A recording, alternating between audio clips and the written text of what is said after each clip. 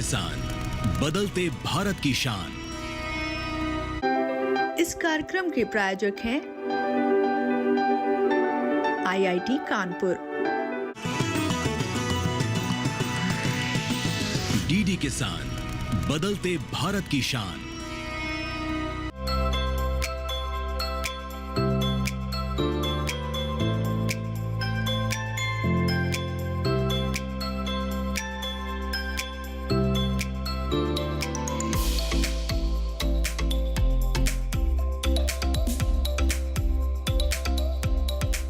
कृषि में रोबोटिक्स एक उभरती हुई तकनीक है जो खेती की दक्षता और उत्पादकता बढ़ाने का काम कर रही है।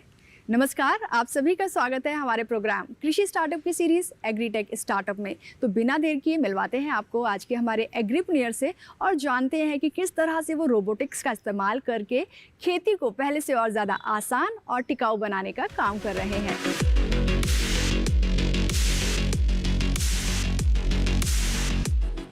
नमस्कार, मेरा नाम अमितांशु मनु है। मैं एक्सटीआर रोबोटिक्स का को फाउंडर हूँ।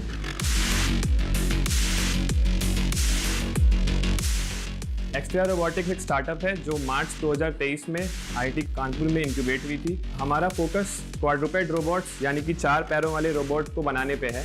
हम ये रोबोट्स को बना रहे हैं डिफरेंट तरह के सतहों पे चलने के लिए, जहाँ पे नॉर्मल जो हमारे दूसरे तरह के रोबोट्स होते हैं वो नहीं जा पाते। हम इन रोबोट्स का यूज़ करना चाहते हैं खेती में।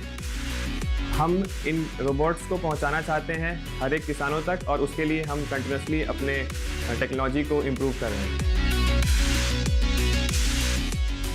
तो दोस्तों, हम हैं फाइनली IIT कानपुर कैंपस में और आज हैं हमारे साथ आज के हमारे एग्रीप्रेन्योर अमितांशु मनु जी। आपका बहुत बहुत स्वागत है हमारे प्रोग्राम कृषि स्टार्टअप की सीरीज एग्रीटेक स्टार्टअप में। तो जैसा कि हमें पता चला है, आपने रोबोट बनाया है, रोबोट डॉग हम उसको कह सकते हैं, जो हमारा एग्रीकल्चर है। सबसे पहले तो हम उसी की बात करेंगे। एग्रीकल्चर जो एलाइड सेक्टर्स हैं या जो अन्य उद्योग भी हैं, उनमें किस तरह से मददगार साबित होने वाला है? पहले तो मैं आपका धन्यवाद करना चाहूँगा हमें ये अपॉर्चुनिटी देने के लिए कि हम अपनी टेक्नोलॉजी के बारे में इस नेशनल प्लेटफॉर्म पे बता सकें। तो हम एक 4 पैरों वाला रोबोट बना रहे हैं। आप इसे एक रोबोटिक डॉग की तरह समझ सकते हैं। और इस तरह के रोबोट्स की खासियत ये है कि ये ऊपर खाबर सतहों पे भी आराम से चल सकता है, जहाँ पे कि नॉर्मल पहिए वाले रोबोट या चक्के वाले रोबोट वो फंस सकते हैं या फिर उतने अच्छे से मूव नहीं कर सकते हैं।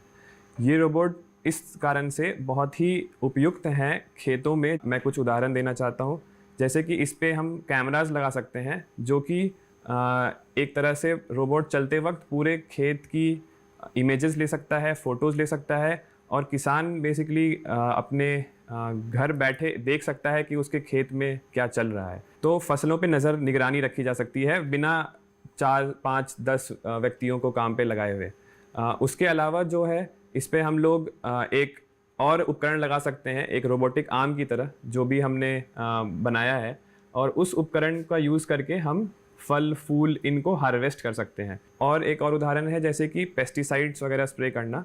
तो पेस्टिसाइड स्प्रे करने वाली मशीन भी हम इस पे लगा सकते हैं और ये रोबोट बहुत ही सटीक तरीके से क्यारियों के बीच में जाते हुए वहाँ पे पेस्टिसाइड्स स्प्रे कर सकता है। तो अगर कृषि के अलाइड सेक्टर्स की बात करें तो वहाँ पे भी हम सेम तरीके से इन रोबोट्स पे जो उसके स्पेसिफिक जो भी रिक्वायर्ड चीज़ें हैं, जो सेंसर्स हैं, वो माउंट करके वहाँ पे भी हम सेम तरह के मिशंस एग्जीक्यूट कर सकते हैं। हम सभी जानते हैं कि जो ड्रोन्स हैं उनका इस्तेमाल काफ़ी बढ़ चुका है। तो जब हम ड्रोन की बात करते हैं और जब हम रोबोट की बात करते हैं तो दोनों के बीच में कंपैरिजन कैसे करेंगे और किस तरह से हम कहें कि ज़्यादा सस्टेनेबल बनाएगा एग्रीकल्चर को और ज़्यादा प्रिसीजन फार्मिंग की तरफ हमें लेकर जाएगा? जी। तो ड्रोन की जो खासियत है वो ये है कि हवा में चलता है, तो वो उसको एक बड़ा फील्ड ऑफ व्यू मिलता है टू सी थिंग्स। वो चीज़ों को ऊपर से देख सकता है और हमें एक ओवरऑल ऊपरी नज़र से दे सकता है कि मोटी तौर पे क्या चल रहा है वहाँ। बट जब हम प्रिसीजन की बात करते हैं तो हमें ज़मीन पे जाना होगा, हमें पौधों के पास जाना होगा, हमें उन क्यारियों के बीच में चलना होगा। और ड्रोन्स जो है, चूँकि उनकी एक पंख घूमते रहते हैं, उनको एक थोड़ा खुला स्पेस चाहिए। तो उस टाइट स्पेस में, उस जहाँ पे पत्ते हैं, पौधे हैं, वहाँ पे अगर ड्रोन्स हम ले जाते हैं तो चांसेस हैं कि उनके ब्लेड से हमारे पौधे ही नुकसान कर रहे हैं। तो उन जगहों में जहाँ पे हमें बिल्कुल जड़ में जाके देखना है, वहाँ पे देखना है कि वहाँ पे पौधे अच्छे से उग रहे हैं कि नहीं, वहाँ पे वीड्स हैं कि नहीं, तो उस चीज़ों के लिए ऐसे रोबोट ही उपयुक्त हैं जो कि बिल्कुल ही कम से कम सतह को डैमेज किए हुए। और जैसे एक मैं हाईलाइट करना चाहूँगा चीज़, पहिए वाले रोबोट जब चलते हैं तो वो पहिए जो हैं वो लगातार ज़मीन पे कांटेक्ट में रहते हैं, तो जो सॉइल होती है वो ज़्यादा कॉम्पैक्ट होती है कंपेयर टू ऐसे रोबोट्स जहाँ पे कि इनके जो 4 पाँव के जो एरियाज़ हैं वो बहुत छोटे हैं और बहुत कम सतह पे ही इनके पाँव रखते हैं, तो ज़मीन भी बहुत कम से कम ख़राब होती है। और अगर real time crop health monitoring की बात की जाए, आपने कहा कि क्योंकि सतह पे रहेंगे तो ज़्यादा अच्छा, ज़्यादा बेहतर कर सकते हैं, तो ये किस तरह से जो क्रॉप हेल्थ मैनेजमेंट है उसको करते हैं? तो अब मैं इसमें थोड़ी सी और डिटेल में जाना चाहूँगा कि कैसे जो डेटा है वो हेल्प करता है रियल टाइम क्रॉप मॉनिटरिंग में। तो ये जो रोबोट है इसके ऊपर जैसा मैंने कहा कैमरास लगे हो सकते हैं और कुछ दूसरे तरह के सेंसर्स जो हमें चाहिए उस तरह की मॉनिटरिंग करने के लिए। अब हमने इस तरह का साथ में इसका सॉफ्टवेयर भी बनाया है जो कि रोबोट भले ही कुछ किलोमीटर दूर या कुछ मीटर दूर भी अगर खेत में हो और इंसान को वहाँ पास में रहने की ज़रूरत नहीं है, इंसान उससे दूर रह सकता है और अगर इंटरनेट की सुविधा वहाँ उपलब्ध है तो वो भी यूज़ की जा सकती है। उस डेटा को लाइव या तो वो रिकॉर्ड भी कर सकता है या फिर लाइव वहाँ से भेज भी सकता है। तो जो सेंसर्स हैं बेसिकली वो डेटा कलेक्ट करते हैं, रोबोट के ऊपर जो कंप्यूटर होता है उस डेटा को प्रोसेस करता है, वहाँ पे एआई सॉफ्टवेयर्स रन होते हैं जो कि लेट से मैं एग्जांपल देता हूँ कि हमारे पास एक एआई सॉफ्टवेयर है जो ये बता सकता है कि जो पत्तियाँ हैं उनको देख के कि कुछ स्पेसिफिक तरह की डिजीज़ेज़ हो रहे हैं या नहीं हो रहे हैं, तो वो तुरंत एक अलर्ट भेज सकता है मोबाइल पे किसान को कि आप इस लोकेशन में जाके देखिए, यहाँ के पौधों में कुछ इंडिकेशंस हैं कि कुछ तरह की बीमारी फैल रही है। तो इस तरीके से बहुत ही कन्वीनियंट हो जाता है किसान को ये पता करना कि कहाँ पे उसे अपना ध्यान फोकस करना है। अमृतांशु जी से बातचीत जारी रखेंगे, लेकिन उससे पहले लेंगे एक छोटा सा ब्रेक। कहीं जाइएगा नहीं, बने रहिए हमारे साथ डीडी किसान पर।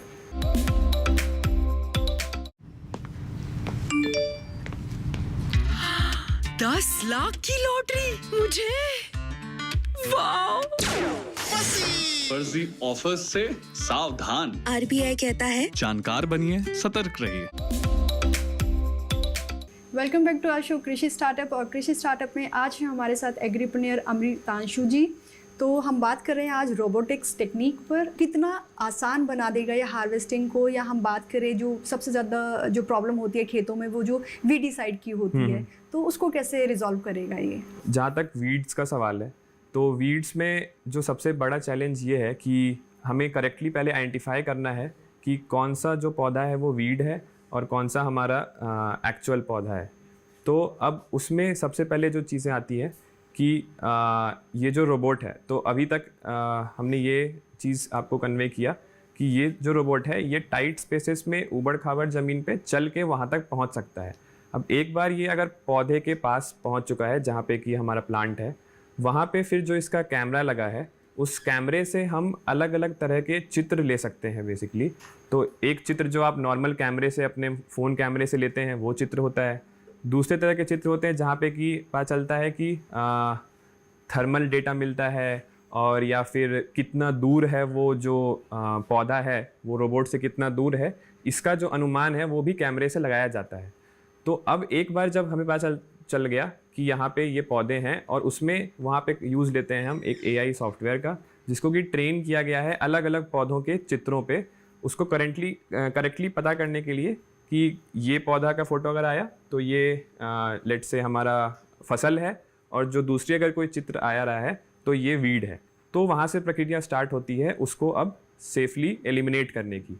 तो यहाँ पे इसके लिए रोबोट के ऊपर एक आर्म माउंटेड होगा, एक लाइट वेट आर्म जो भी हमारी कंपनी ही डेवलप किया है। तो वो लाइट वेट आर्म को सबसे पहले ये टारगेट मिलेगा कि इतनी दूर रोबोट से वहाँ पे एक पौधा है जिसको जाके प्लग करना है। तो उस आर्म के ऊपर भी एक कैमरा लगा हुआ है और फिर वो कैमरा का यूज़ करते वो एक्टिवेट होके जैसे हमारा हाथ जाता है एक पौधे को उखाड़ने के लिए, बिल्कुल उसी तरह का मोशन करते हुए वो पहुँचेगा उस जड़ तक और वहाँ पे फिर उसका एक ग्रिपर होगा जो कि उस पौधे को पकड़ के प्लग कर देगा। यहाँ पे जो ध्यान देने वाली बात ये है कि हमारे लिए ये करना काफ़ी एक आसान काम लगता है इंसानों के लिए कि हमने हाथ डाला और एक पौधे को प्लग कर दिया। बट इस चीज़ को रिलायबली और हर अलग अलग तरह के पौधे के लिए प्रॉपरली करने के लिए जो पूरी डेवलपमेंट चाहिए होती है, उसमें काफ़ी जटिलता है। मैं थोड़ा सा इसका और डेप्थ में जाना चाहूँगा कि हमें पहले तो ये पता करना होता है कि हमें कहाँ तक जाना है, और पहले कि हमने उस पौधे को पकड़ा भी है कि नहीं, राइट। ऐसा हो सकता है कि रोबोट को ऐसा लगे कि उसने पकड़ लिया है, बट वो एक्चुअली पौधा यहाँ पे है और उसने यहीं पे ही अपना ग्रिपर बंद कर दिया। तो वो सही से डिटेक्ट करना पहला स्टेप है। उसके बाद उसे इतना फोर्स लगाना होगा कि वो वीड जो है वो बाहर प्रॉपरली आए, ना कि बस टूट के वहीं पे रह जाए, तो वो अच्छा रिमूवल नहीं होगा। उसे प्रॉपरली जड़ सहित वहाँ से निकालना होगा ताकि वो एक्चुअली में एलिमिनेट हो। तो इस पूरे प्रोसेस में बहुत ही एक प्रिसाइजली कंट्रोल्ड तरीके से उस वीड को एक आर्म का यूज़ करके निकाला जाएगा। जो दूसरा आपका था हार्वेस्टिंग वाला, उसमें शुरुआत का जो प्रोसेस है वो भी सिमिलर है, बिकॉज़ वहाँ पे भी हम एक कैमरा यूज़ करते हैं और वहाँ पे जो सॉफ्टवेयर है वो ये डिटेक्ट करता है कि कौन सा फल तोड़ने युक्त है, कौन सा नहीं, कौन सा कच्चा है, कौन सा पका हुआ है। जैसे आपने प्लकिंग की बात की, तो अगर हम बड़े ट्रीज की थोड़ी बात करते हैं, क्योंकि आपने एग्जांपल दिया टमाटर और उसका, तो उनकी जो हाइट होती है वो कम है। हाँ। तो अगर कुछ बड़े हाइट में ज़्यादा जैसे होते हैं, क्या उन पर भी ये रोबोट के जो आर्म वाला आप बता रहे हैं काम करेगा? तो अब अगर हमें और हाइट पे प्लकिंग करनी है तो उसके लिए हम इसमें और मॉडिफिकेशंस कर सकते हैं। पहले तो हम रोबोट भी भिन्न भिन्न साइजेस के बनाते हैं। तो आप जो देख रहे हैं वो एक मीडियम साइज्ड रोबोट है। हम इससे बड़े रोबोट्स भी जो लगभग 1 मीटर तक की ऊंचाई के हैं, जब वो खड़े रहते हैं उस ऊंचाई तक के रोबोट भी बना रहे हैं। और फिर उसके ऊपर हमारे पास और भी एक्सटेंडेबल आर्म्स हो सकते हैं, जिससे कि हम लगभग जो हमने एक तरह से कह सकते हैं 1.5 से 2 मीटर तक की ऊंचाई तक की चीज़ें हम हैंडल कर सकते हैं। अगर उससे ऊपर की भी चीज़ें करनी होंगी तो हमें फिर कुछ स्पेसिफिकली और उपकरण बनाने पड़ेंगे। तो बात कर लेते हैं टेरेन हैंडलिंग कैपेबिलिटीज़ की भी। तो इस रोबोट के अंदर किस तरह की कैपेबिलिटीज़ हैं टेरेन हैंडलिंग के लिए? तो टेरेन हैंडलिंग जो एक फ़ीचर है वो इस रोबोट का मैं कहूँगा सबसे बेस्ट फीचर है, जो इसको बाकी रोबोट से अलग बनाता है। क्योंकि हमने शुरुआत में ये चीज़ डिस्कस की कि ये रोबोट जो है उसकी पहली खूबी जो मैंने बताई वो ये है कि वो अलग अलग सतहों पे चल सकता है। तो हम रोबोट को सिमुलेशन में भिन्न भिन्न प्रकार के टेरेन्स पे ट्रेन करते हैं। तो एक तरह से आप इसको समझिए जैसे स्कूल में हम ट्रेन होते हैं कि पहले हमने कक्षा 1 की, वो आसान था, उसको कर लिया हमने, फिर 2, 3 में जाते आते 5 में आते डिफ़िकल्टी बढ़ गई। तो इस तरीके से हम रोबोट के लिए भी एक करिकुलम बनाते हैं, जिसमें कि रोबोट पहले फ्लैट सतह पे चलना सीखता है। उसके बाद जैसे जैसे उस पर वो काफ़ी एक्सपर्ट हो जाता है चलने में, फिर हम उसको नेक्स्ट लेवल पे ले जाते हैं, जहाँ पे हम टेरेन में कुछ और चैलेंजेस डालते हैं। जैसे हमने गड्ढे डाल दिए, हमने ऊबड़ खाबड़ सतह बना दिया, हमने थोड़ा उसको स्लिपरी बना दिया। तो इस तरह से हम पूरा एक रेंज ऑफ ऐसे 8 से 10 सतहों पे इसको पहले ट्रेन करते हैं, ताकि वो एक वाइड वैरायटी ऑफ टेरेन को समझना और उसके हिसाब से उस पर रिएक्ट करना सीख ले। तो और ये एक प्रोसेस है जो कि हमेशा चलता रहेगा। जैसे जैसे हम उसको और भी उसका जो पूरा बेसिकली दायरा है किन किन सतहों पे वो चल सकता है, उसको हम कंटिन्यूसली बढ़ाते रहेंगे, अपग्रेड करते रहेंगे। तो अभी जैसे इस रोबोट पे चलते चलते कभी इसका पाँव अगर कहीं धंस गया, तो इसमें वो क्षमता है कि वो उसको निकाल के वापस सेल्फ करेक्ट करे। तो कहीं स्लिप किया तो उसको हैंडल करे। तो ये कुछ कॉमन एक तरह से चैलेंजेस हैं जो खेती या फिर मिट्टी वाले टेरेन में इस रोबोट्स पे आएंगे और उसको हैंडल कर सकता है ये। जी बिल्कुल, ये एक दिमाग इंसान का ही है जो मशीनों को भी ट्रेन कर रहा है कि वो ताउम्र लर्न करके सीखती रहे। तो यहाँ पर अगर हम बात करेंगे एनवायरनमेंट सस्टेनेबिलिटी की और इकोलॉजिकल बैलेंस की, तो वहाँ पर आपका ये इंटेलिजेंस और रोबोट डॉग जो है क्या योगदान दे रहा है? चूँकि हम जानते हैं कि हम उसे एक ऐसे सेक्टर में भेज रहे हैं जहाँ पे इकोलॉजिकल इम्पैक्ट मेजर करना और उसको कम करना एक बहुत ही इम्पॉर्टेंट चैलेंज है। तो हम इसके पूरी कार्बन इम्पैक्ट, जो कार्बन फुटप्रिंट स्टडी होती है, वो हम पूरा कर रहे हैं इसके पूरे जो भी प्रोडक्शन में जो भी स्टेप्स हैं उन सब के लिए। तो पहला स्टेप तो यही है और पहला फोकस ये है कि जो हमारा डिवाइस ही है उसी का कार्बन फुटप्रिंट कम से कम हो। जो दूसरा अप्रोच है वो ये है कि अब किस तरीके से ये इस तरह के काम में मदद करे जो कि इकोलॉजिकली हमें और बेनिफिट कर रही है। मैं एग्जांपल लेना चाहूँगा इरिगेशन का।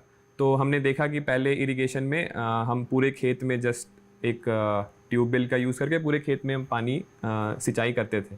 फिर आया कि अब हमें ड्रिप इरिगेशन या स्प्रिंकलर्स यूज़ करना चाहिए जो बिल्कुल प्रिसाइज जड़ों के पास जाके पानी की सिंचाई कर रहे हैं। तो उसी में हम एक बार अगर और वो ऐड करें कि अब हमें इंटेलिजेंटली अगर हमें पता चल रहा है कि हमें पेस्टिसाइड ही छींटना है या पानी ही छींटना है या खाद देना है, तो एक शुरुआती में ऑफ कोर्स पूरे खेतों में उसको स्प्रे करना पड़ेगा, बट जो रिपीट उसका एप्लीकेशन होता है उसमें हम क्यों ना बस उन्हीं जगहों पे उसको डालें जहाँ पे उसकी ज़रूरत महसूस हो रही है।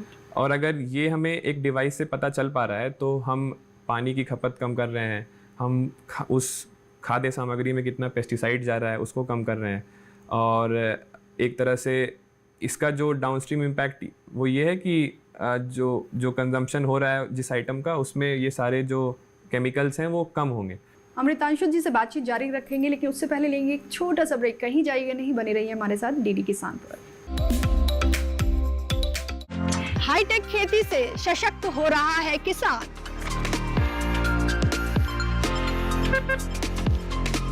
टेक्नोलॉजी का हो कृषि में विस्तार, इसके लिए आईआईटी कानपुर दे रहा है एग्री स्टार्टअप्स का पूरा साथ। कृषि में युवाओं की भागीदारी से देश में बढ़ रहा है रोजगार। कृषि स्टार्टअप की नई सीरीज एग्रीटेक स्टार्टअप्स हर शनिवार रात 9:30 बजे और पुनः प्रसारण सोमवार शाम 4 बजे, सिर्फ डीडी किसान पर। ब्रेक के बाद एक बार फिर आप सभी का स्वागत है हमारे प्रोग्राम कृषि स्टार्टअप की सीरीज एग्रीटेक स्टार्टअप में। और आज हम बात कर रहे हैं रोबोटिक्स पर, और बात हो रही है क्वाड्रप्ड रोबोट की। जी, तो बहुत सारी चीज़ें हमने जान ली हैं। यहाँ पर बेहद ज़रूरी है कि हम इसका इकोनॉमिक पोटेंशियल पर भी बात करें। तो अगर मैं बात करूँ जो ग्लोबल ट्रेंड्स हैं सस्टेनेबल फार्मिंग के, चाहे वो फिर मार्केट ग्रोथ हो, नेशनल जो हमारी प्रायोरिटीज़ हैं, उनके साथ कैसे अलाइन करेगा? हमारे देश के जीडीपी में अभी भी जो कृषि क्षेत्र है वो एक मेजर भूमिका है उसकी। लगभग 18% जीडीपी का कंट्रीब्यूशन एग्रीकल्चर सेक्टर में है, और जहाँ तक मुझे याद है 45% वर्कफोर्स हमारी एग्रीकल्चर सेक्टर में एम्प्लॉयड है। बट जो जहाँ पे हमें इम्प्रूव करना है वो ये है कि हमारी प्रोडक्टिविटी जो ग्लोबल बेंचमार्क्स है उससे 30-40% स्टिल नीचे है। तो इस जो स्टैटिस्टिक्स है उसको हमें इम्प्रूव करना है कि कैसे हम उस प्रोडक्टिविटी को और इम्प्रूव कर सकें। और वहाँ पे गवर्नमेंट का भी पूरा अलाइनमेंट है। जैसे कि हम जानते हैं कि गवर्नमेंट की आय को दुगना करना, प्रोडक्टिविटी को बढ़ाना।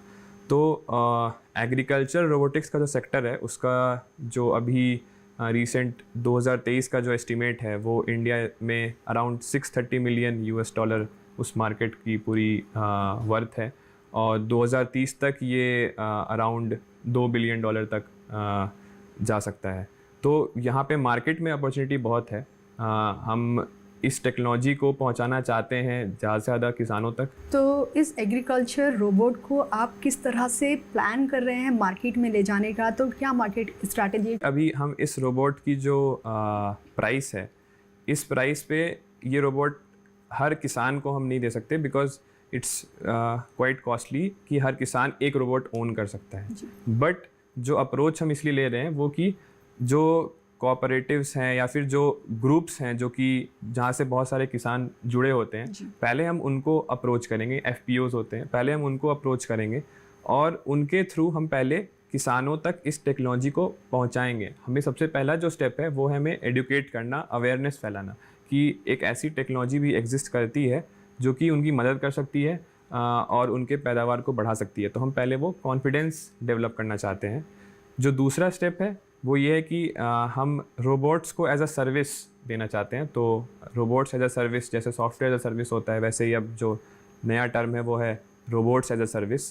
तो उस तरीके से जो रोबोट है वो अगेन कोई एक व्यक्ति एक रोबोट ओन नहीं करेगा, बल्कि कुछ ऐसे कंपनीज होंगी जिनके पास लेट से 15 से 20 रोबोट होंगे, और जब भी ज़रूरत होगी तो किसान उन कंपनीज़ को अप्रोच करेंगे और वो लेट से उन्हें 5 दिन का लेट से काम है तो 5 दिन के लिए वो रोबोट एक रेंटल बेसिस पे वहाँ पे जाएगा वो काम करेगा और वो काम करके वहाँ से वापस आ जाएगा। बिल्कुल। और टेक्नोलॉजी का एक मार्जिनल फार्मर तक पहुंचना बेहद ज़रूरी है, तो ये बहुत अच्छी स्ट्रैटेजी आपने प्लान की हुई है। साथ ही साथ यहाँ पर आपसे जानना चाहेंगे कि जो हमारी गवर्नमेंट की पॉलिसी है, जो गवर्नमेंट की स्कीम्स हैं, जो आप जैसे स्टार्टअप्स हैं टेक्नोलॉजी से जुड़े हुए, स्पेशली रोबोट के फील्ड में, तो आपको लगता है कितना सपोर्ट उनसे मिल रहा है आपको? तो गवर्नमेंट का अभी काफ़ी पुश है, जैसे हमारे पास स्टार्टअप इंडिया की सीड फंड स्कीम है, या फिर PLI स्कीम्स हैं फॉर सेक्टर्स जहाँ पे कि हम इलेक्ट्रॉनिक्स वगैरह के उपकरण बना रहे हैं जो कि रोबोटिक्स रिलेटेड हैं, या फिर दूसरे कुछ तरह की हेल्प। बस फिनेंशियल हेल्प ही नहीं होती, गवर्नमेंट से हेल्प उस तरह भी है कि हम क्या स्ट्रैटेजीज़ और पॉलिसीज़ बना रहे हैं जहाँ पे हम इनकरेज कर रहे हैं to use and adopt technology. तो उसमें मेटी का जैसे ड्राफ्ट ऑफ रोबोटिक स्ट्रैटेजी है जो डेवलप हो रहा है, तो उसमें हम चाहते हैं कि हम अभी से ही as a stakeholder involve हो। हमने रिसेंटली कुछ महीने पहले मध्य प्रदेश में एक इवेंट अटेंड किया था, AI फॉर भारत इवेंट। तो वहाँ पे जो है, वहाँ पे हमने बहुत सारे सरकारी मंत्रालयों के अफसरों से बात की, तो उन सब का एक फीडबैक यही था कि वो इस टेक्नोलॉजी को अडॉप्ट करना चाहते हैं और वो इंटरेस्टेड हैं इसको करने के लिए। तो गवर्नमेंट की स्कीम्स या पॉलिसीज़ का तो आपको सपोर्ट मिल ही रहा है, ऐसे कौन से इंस्टीट्यूशंस हैं जो आपके स्टार्टअप को आगे ग्रोथ देने में मददगार साबित हो रहे हैं? जहाँ तक इंस्टीट्यूशंस का सवाल है, तो हमारे जो सारे मोस्टली जो सारे टीम मेंबर्स हैं, सारे को फाउंडर्स हैं, वो सब IIT कानपुर के ही छात्र हैं। तो हमने सब अपनी पढ़ाई IIT कानपुर में ही की है। कुछ लोग अभी कर रहे हैं जो पढ़ाई भी कर रहे हैं और साथ में स्टार्टअप के लिए भी काम कर रहे हैं। तो IIT कानपुर सबसे पहले तो उनका सबसे बड़ा रोल रहा है, बिकॉज़ ये जो पूरी कंपनी की शुरुआत है, जैसे मैंने कहा 2023 में हमने इसको ऑफिशियली रजिस्टर किया, बट जो शुरुआत है इसके तरफ रिसर्च की वो हमने 2020 में ही शुरुआत की थी। तो हमने शुरुआत के 3-4 साल हमने पूरा फोकस डाला कि हम वो फंडामेंटल रिसर्च करें पहले, एंड उसमें IIT कानपुर का बहुत बड़ा योगदान है। जहाँ तक दूसरे इंस्टीट्यूट्स की सवाल है, तो हमने दूसरे IITs NITs के साथ भी कोलैबोरेशंस किए हैं। जी अमृतांशु जी, अगर हम आपसे बात करें आपके मिशन विजन की, स्पेशली एग्रीकल्चर जो फोकस्ड इम्पैक्ट है, वो क्या होने वाला है अगले 5 सालों में, 2030 की अगर हम बात करते हैं, कैसे देखते हैं? तो 2030 तक का जो हमारा टारगेट है, जैसे मैंने कहा कि हम चाहते हैं कि ये रोबोट्स जो हैं वो ज़्यादा से ज़्यादा खेतों में डिप्लॉयड हो, एक्चुअल वैल्यू क्रिएट कर रहे हों, ना कि सिर्फ एक पायलट प्रोग्राम या फिर एक शो की तरह हो।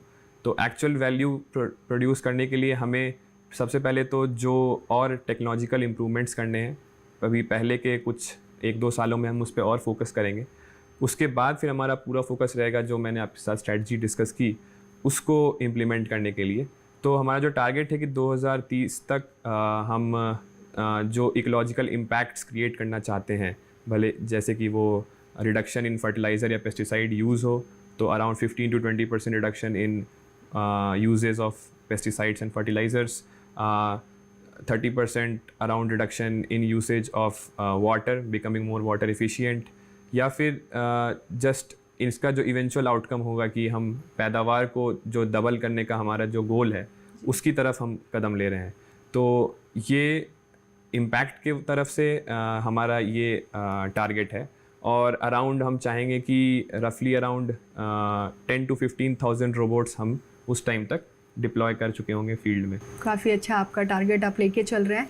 और आखिरी सवाल आज का यही है आपसे कि जो हमारे दर्शक आपको आज देख रहे हैं उनके लिए क्या मैसेज है होने वाला है आपका? मैं हर उस दर्शक से ये अपील करूँगा कि आपके आसपास जो भी टेक्नोलॉजिकल इम्प्रूवमेंट्स अभी हो रहे हैं, आप उससे अवेयर रहें, आप पीछे ना छूटें, आप बस यूज़र ना बने, आप उस टेक्नोलॉजी को समझें और फिर उस पर डेवलप करें और इवेंचुअली आप क्रिएटर बने। बिकॉज जब हम टेक्नोलॉजी क्रिएट करेंगे तभी हम बिज़नेस भी तभी कर पाएंगे, और तभी हम उस टेक्नोलॉजी के अराउंड जो उसका पॉलिसीज़ है और जो उस टेक्नोलॉजी का यूसेज है उसको अच्छे से कर पाएंगे। तो मेरा पुश ये रहेगा कि हम सब मिलके जो आत्मनिर्भर भारत का जो हमारा गोल है 2047 तक, उसके लिए कठोर परिश्रम करते हैं और जस्ट एक इंडिया को एक टेक्नोलॉजी सेवी कंट्री बनाते हैं। बिल्कुल, बेहद अच्छा मैसेज यहाँ पर अमृतांशु जी ने आपको दिया है। और देश के युवाओं की जब ये सोच होगी तो हमें आत्मनिर्भर बनने से कोई नहीं रोक पाएगा। आपसे बात करके बेहद अच्छा लगा, आपका बहुत बहुत धन्यवाद। धन्यवाद। हमारा रोबोट अन्य जो मार्केट में बिक रहे हैं विदेशी रोबोट उनसे भिन्न है। इसका एक कॉन्फ़िगरेशन होता है जिसमें जो पैरों का अरेंजमेंट किया गया है, तो हमारे केस में इसको हम पैरेलल अरेंजमेंट बोलते हैं, लेकिन मार्केट में सीरीज़ अरेंजमेंट वाले लेग्स के रोबोट हैं। हमारा रोबोट 85% पार्ट से भारत में बना हुआ है। इस तरीके से इसका मूल्य जो है वो कम हो जाएगा यदि हम ज़्यादा मात्रा में बनाएंगे। दोस्तों, हमारी एग्रीटेक स्टार्टअप सीरीज़ का मकसद यही है कि हम अपने किसान भाई बहनों तक कृषि से जुड़ी उन सभी आधुनिक तकनीकों को पहुंचाएं जिनकी मदद से वो न सिर्फ अपनी आमदनी में इजाफा कर सके बल्कि तकनीक का इस्तेमाल करके वो अपने समय और श्रम की बचत भी कर पाएं। दोस्तों, आपको ये प्रोग्राम कैसा लगा हमें बताइएगा ज़रूर। हमारी मेल ID है digital.agrikisan@gmail.com। अगले हफ्ते एक नई स्टार्टअप जर्नी को लेकर फिर हाजिर होंगे। तब तक के लिए दीजिए इजाज़त। नमस्कार।